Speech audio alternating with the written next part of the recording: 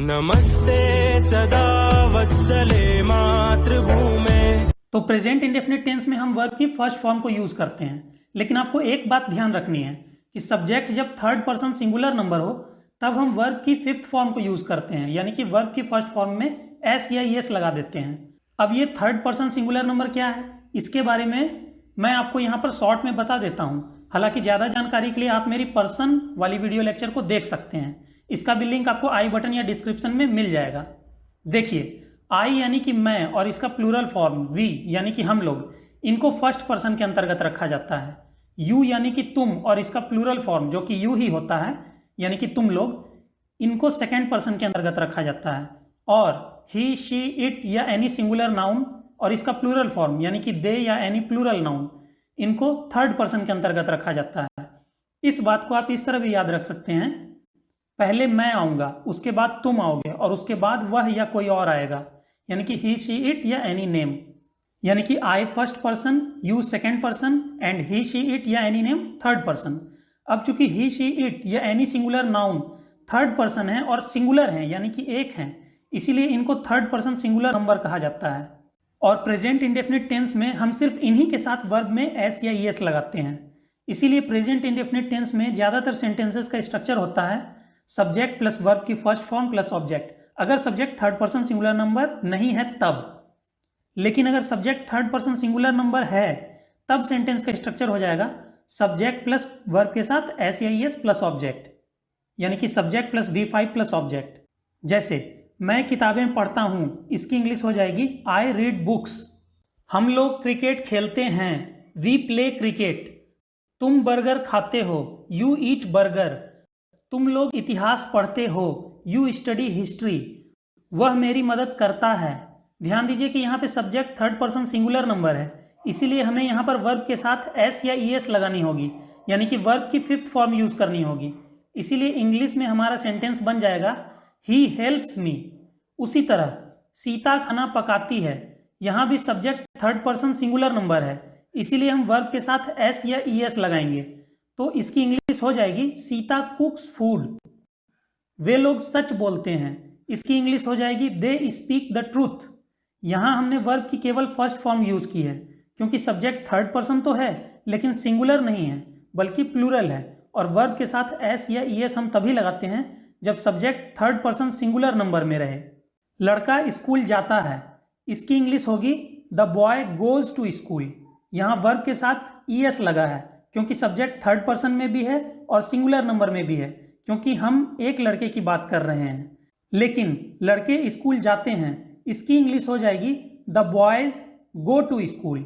यहाँ वर्ब के साथ ईएस नहीं लगा है क्योंकि सब्जेक्ट थर्ड पर्सन में तो है लेकिन सिंगुलर नंबर में नहीं है बल्कि प्लूरल नंबर में है, क्योंकि यहाँ पर हम एक से ज्यादा लड़कों के बारे में बात कर रहे हैं। चलिए, इंडेफिनिट टेंसेस के अंतर्गत हमने प्रेजेंट इंडेफिनिट टेंस के सेंटेंसेस को तो इंग्लिश में फ्रेम करना सीख लिया। अब हम चलते हैं पास्ट इंडेफिनिट टेंस में।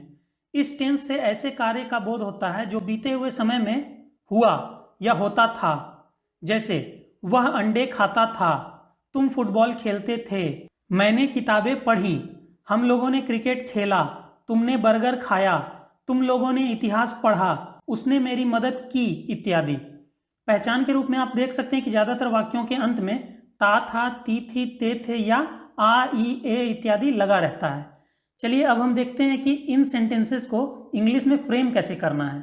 जैसा कि आपने प्रेजेंट इंडेफिनिट टेंस में देखा था कि सब्जेक्ट के बाद वर्ब की फर्स्ट फॉर्म या फिफ्थ फॉर्म आती थी और उसके बाद ऑब्जेक्ट आता था। पास्ट इंडेफिनिट टेंस में हमें कुछ नहीं करना है, सब्जेक्ट और ऑब्जेक्ट उसी तरह रहेंगे, बस बीच में हमें वर्ब की सेकेंड फॉर्म लगानी है।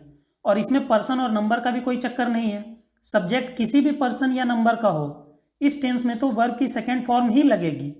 और मैं आपको बता दूं, पास्ट इंडेफिनिट टेंस एक स्पेशल टेंस है, क्योंकि हमारी डेली लाइफ की बोलचाल में सबसे ज्यादा इसी टेंस का यूज होता है, और वर्ब की सेकेंड फॉर्म सिर्फ और सिर्फ इसी टेंस में लगती है और किसी टेंस में नहीं। इसीलिए आप जहां कहीं भी वर्ब की सेकेंड फॉर्म को देखें तो तुरंत पहचान जाएं कि वो सेंटेंस पास्ट इंडेफिनिट टेंस में है। लेकिन आप इस बात का ध्यान रखिएगा कि आपको कंफर्म पता हो कि वो सेकेंड फॉर्म ही है, क्योंकि ज्यादातर वर्ब्स की सेकेंड और थर्ड फॉर्म्स सेम होती हैं। इस प्रकार पास्ट इंडेफिनिट टेंस में ज्यादातर सेंटेंसेस का स्ट्रक्चर होता है सब्जेक्ट प्लस वर्ब की सेकेंड फॉर्म प्लस ऑब्जेक्ट। जैसे मैंने किताबें पढ़ी, इसकी इंग्लिश हो जाएगी आई रेड बुक्स। रीड की सेकेंड फॉर्म को हम रेड पढ़ते हैं, लेकिन इनकी स्पेलिंग सेम होती है। हम लोगों ने क्रिकेट खेला, वी प्लेड क्रिकेट। तुमने बर्गर खाया, यू एट बर्गर। तुम लोगों ने इतिहास पढ़ा, यू स्टडीड हिस्ट्री। उसने मेरी मदद की, ही हेल्प्ड मी। सीता ने खाना पकाया, सीता कुक्ड फूड। उन लोगों ने सच बोला, दे स्पोक द ट्रूथ। तो ये था हमारा पास्ट इंडेफिनिट टेंस। सब्जेक्ट के बाद वर्ब की सेकेंड फॉर्म आएगी और उसके बाद ऑब्जेक्ट। चलिए अब हम फ्यूचर इंडेफिनिट टेंस की बात करते हैं। इस टेंस के अंतर्गत ऐसे वाक्य आते हैं जिनसे हमें यह पता चलता है कि कोई काम भविष्य में सामान्य रूप से होगा। जैसे मैं किताबें पढ़ूंगा, हम लोग क्रिकेट खेलेंगे, तुम बर्गर खाओगे, तुम लोग इतिहास पढ़ोगे, वह मेरी मदद करेगा, सीता खाना पकाएगी, वे लोग सच बोलेंगे। चलिए अब हम इस तरह के वाक्यों को इंग्लिश में ट्रांसलेट करना सीखते हैं। इस टेंस में हमें वर्ब की फर्स्ट फॉर्म ही यूज करनी है, लेकिन फ्यूचर टाइम दिखाने के लिए हमें वर्ब के पहले शैल या विल हेल्पिंग वर्ब्स को यूज करना है। शैल या विल शब्द बनाया ही गया है फ्यूचर टेंस को दिखाने के लिए, यानी कि फ्यूचर कोई भी टेंस हो, चाहे वो इंडेफिनिट हो, कंटिन्यूअस हो, परफेक्ट हो या परफेक्ट कंटिन्यूअस हो, फ्यूचर टेंस को दिखाने के लिए हेल्पिंग वर्ब के रूप में शैल या विल का इस्तेमाल होगा ही होगा। तो फ्यूचर इंडेफिनिट टेंस में ज़्यादातर सेंटेंसेस का स्ट्रक्चर होगा सब्जेक्ट प्लस शैल या विल प्लस वर्ब की first form plus object. First person के साथ यानी कि आई या वी के साथ हम शैल का यूज़ करते हैं, बाकी सभी के साथ हम विल का यूज़ करते हैं। जैसे मैं किताबें पढ़ूंगा, आई शैल या विल रीड बुक्स। हम लोग क्रिकेट खेलेंगे, वी शैल या विल प्ले क्रिकेट। तुम बर्गर खाओगे, यू विल ईट बर्गर। तुम लोग इतिहास पढ़ोगे, यू विल स्टडी हिस्ट्री। वह मेरी मदद करेगा, he will help me. Sita खाना पकाएगी, सीता विल कुक फूड। वे लोग सच बोलेंगे, they will speak the truth. चलिए इंडेफिनिट टेंसेस का काम हुआ खत्म।